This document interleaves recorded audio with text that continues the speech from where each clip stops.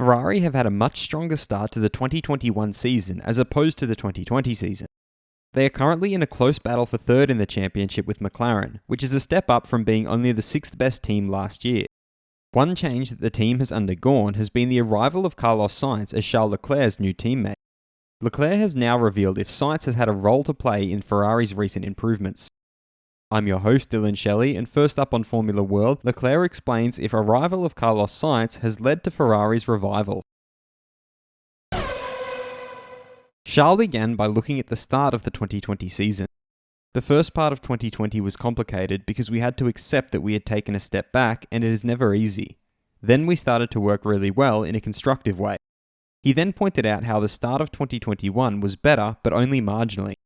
We immediately saw small progress, even if it is complicated to work miracles, especially since there were technical restrictions between 2020 and 2021, so we couldn't do what we wanted with the car, but we worked well. He reiterated that this improvement, however, is not enough. I may be repeating myself, but this is clearly not where we want to stay. We want to fight for victories. For that, there is still a lot of work, but we are working in the right direction. He then compared Sebastian Vettel's time at Ferrari to that of current teammate Carlos Sainz. With Seb, it was a little different. He had a lot of experience. He knew the team very well when I arrived, which is very new for Carlos. We're both very young. It's his first year at Ferrari. He also pointed out how the team situation is very different now as opposed to when Vettel was there. There is a lot of enthusiasm, motivation. We are not in the same situation as 2 or 3 years ago with Seb, where Ferrari was coming out of a period when the team was quite strong and managed to fight for the title.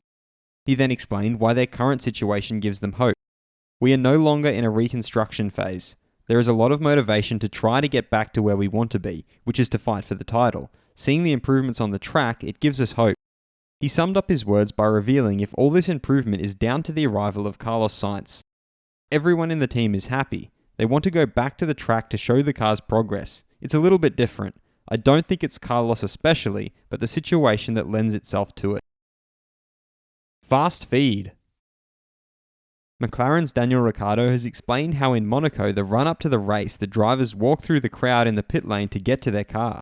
It's chaotic before you get in your car, so your heart rate is already high, and then the track does the rest for you.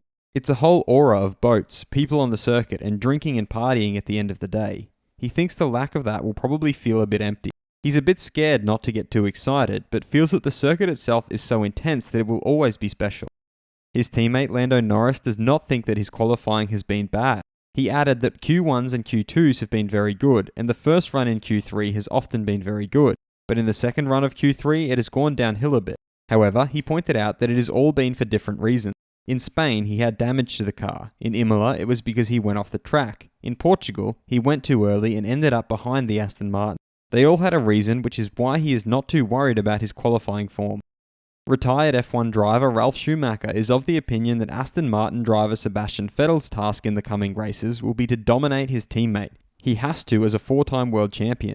He also thinks that the team needs to support Vettel where they can, and he still believes Sebastian Vettel will get his act together. Alpine's Fernando Alonso has revealed that in 2020, when he made the decision to come back, all the other series were on the table, and he thought that Formula 1 was the best challenge in that moment and the best competition. He added that even with the pandemic, the teams are still very strong and in good health economically and on performance side to produce fantastic cars and a good show. Ferrari team principal Mattia Binotto thinks that Spain saw them closing the gap to those just ahead of them. Achieving that was their main aim for the weekend, and they succeeded. Ben Pincus, Formula One's head of commercial cooperation, has suggested that while it's usually the cars that grab the attention, it's the people behind the machines that make the sport what it is. There's no sport in the world where human decision-making and innovation are more important, and through their partnership with Workday, they'll bring those values to life. Which is why a new award will be presented after the Grand Prix from now on, the Workday Agility Award. This award will be handed to the team that made the best split-second decision during the race. Who will win the intra-team battle at Aston Martin, Vettel or Stroll? Head over to my community page to vote in the poll and let me know what you think in the comments. And if you like this video, feel free to subscribe and check out my others for all the latest in the world of Formula 1.